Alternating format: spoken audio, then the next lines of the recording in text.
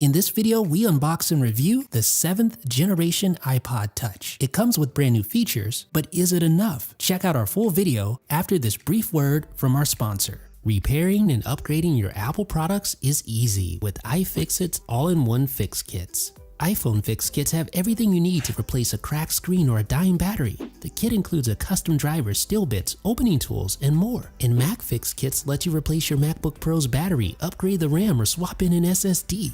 Both kits include all the parts and tools you need and are backed by an industry-leading warranty. Plus, each kit includes a free illustrated step-by-step repair guide to show you the way. Click the link in the description to get your all-in-one repair kit today. And special thanks to iFixit for sponsoring 9 to 5 Mac on YouTube. How's it going, folks? Jeff Benjamin with 9 to 5 Mac. We have the iPod Touch 7th generation in our hands right now. So we're gonna go ahead and take the wrapper off here. This is gonna look very familiar to anyone who's unboxed an iPod Touch before because it is essentially the same, although you do see the new iOS 12 centric little sticker, springboard sticker on front. Now the 7th generation iPod Touch starts at $199 for 32 gigabytes of storage. There's a 128 gigabyte option and a new 256 gigabyte option. That'll set you back $399. All right, so here's what you've been waiting for. Opening up the case of the 7th generation iPod Touch, and here's what it looks like with that iOS 12 springboard sticker. Let's peel that sticker off. Thumbs up for gratuitous slow motion. All right, so let's get the rest of the sticker off here. Just pull like that. And that will fully reveal the 4-inch display on the iPod Touch. All right, so here's a side view, but let's go ahead and get this thing out of the case. So just pull up like this and remove. Now below that, you'll see the Design by Apple in California text, and just remove the little plastic piece to reveal the full contents inside. So on top, you'll see the iPod Touch getting started guide, and then you'll see a lightning cable and headphones. And that's it. So let's look up close and personal. This lightning cable is just your typical USB-A to lightning cable connection. And then you have earpods, almost said AirPods, but they're earpods, and they have a 3.5 millimeter headphone jack in tow. So these are wired headphones. All right, so you get the getting started guide, kind of gives you some information, not that you really need it. And then like I always say, if you're having trouble sleeping, keep that regulatory information right here next to your nightstand, you'll be good. And then finally, the beautiful Apple stickers. All right, so one of the first things that's gonna pop in your head when you hold this thing for the first time is just how tiny it is, especially compared to modern iPhones. The iPod Touch is available in 6 different colors. I chose the blue color. I thought that looked the best. What do you guys think? All right, so let's break down some of the device's features. On the rear, you have an 8 megapixel camera with camera bump, and you have a flash and a microphone in between the two. On top, you have your sleep wake button. On bottom, you have your speaker, lightning port, and 3.5 millimeter headphone connection. On the left side, you have your 2 volume buttons. On the front, you have your 1.2 megapixel FaceTime camera, same camera from the last generation, and you have a physical pressable home button, along with those beautiful reflective chamfered edges on the side that give you that jewelry-like look. And that's one of the design elements that I think I miss most about modern iPhones.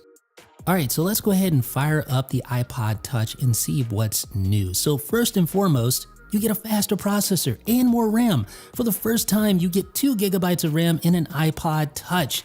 Previous model had only 1 gigabyte of RAM. And you get a faster iPhone 7 era A10 Fusion processor. So here's the new iPod Touch next to the iPhone SE. I wanted to compare these two devices because they're obviously very similar in form factor, both of them 4-inch displays, although the iPod is obviously thinner. So comparing these two devices from a performance standpoint, I ran some metal benchmarks here. And while the iPod Touch is definitely faster in some respects, it doesn't blow away the A9 processor in the iPhone SE like you might expect. In fact, the Geekbench scores are really within striking distance of one another. And I find that interesting because I remember the A10 Fusion benchmarks on the iPhone 7 being a lot better, and as you can see here, they were. So that tells me that Apple held back a bit with the A10 Fusion inside the iPod Touch, and probably for good reason given the smaller battery inside the smaller chassis. One of the benefits of the new hardware is support for group FaceTime video calls with over 30 participants. Now with the older hardware, you could join a group FaceTime, but only as an audio participant. And of course, that new A10 Fusion, that extra gigabyte of RAM is going to give you much better gaming performance. And I did notice that none of the stutters that I used to experience with my 6th generation iPod Touch occur here on this 7th generation model. And basic things that you tend to take for granted, like quickly switching between 2 games, is so much better here on this iPod Touch because of that extra memory. The Achilles heel of prior iPod Touch models has been lack of memory, and this goes a long way towards fixing that. And you're going to need it because coming this fall, Apple Arcade launches with over 100 new games that are playable via one single subscription. So that means you're going to be switching between titles a lot. So you're going to need that extra RAM. But Apple Arcade is a promising upcoming subscription service that allows you to jump between all of your iOS devices, your Mac, your Apple TV, and you can play offline, which is obviously important when traveling with the iPod Touch. And for the first time, the iPod Touch supports AR because of its A10 Fusion processor.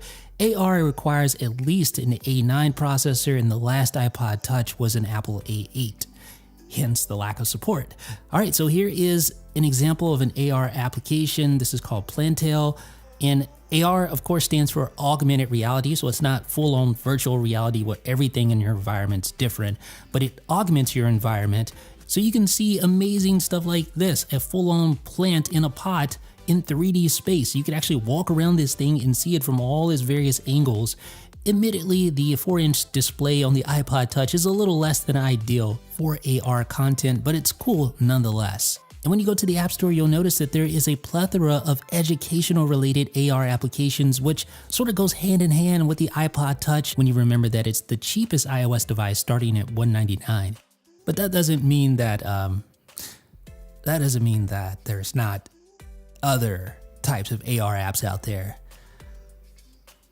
Yeah, we're just going to pretend that that didn't happen.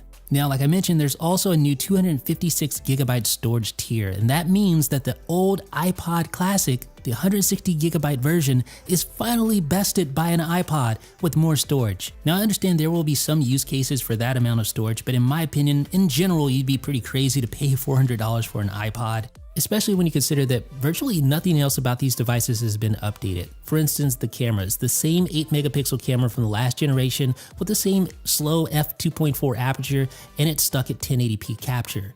Now, take the iPhone SE, which it itself isn't a spring chicken, but it comes with a 12 megapixel shooter with an f2.2 aperture that's much faster, and it shoots in 4K. So I know iPod owners aren't buying these things for the cameras, but you have to consider that a refurbished iPhone SE might prove to be a better overall value.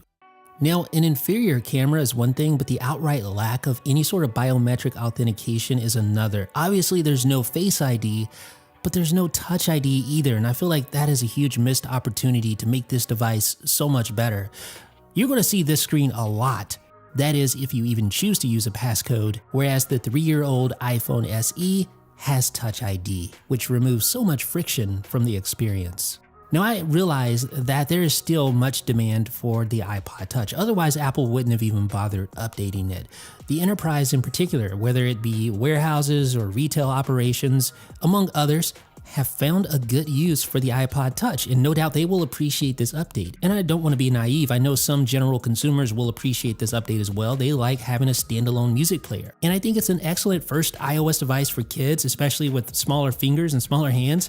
You can see how much bigger the iPhone XS Max is comparatively.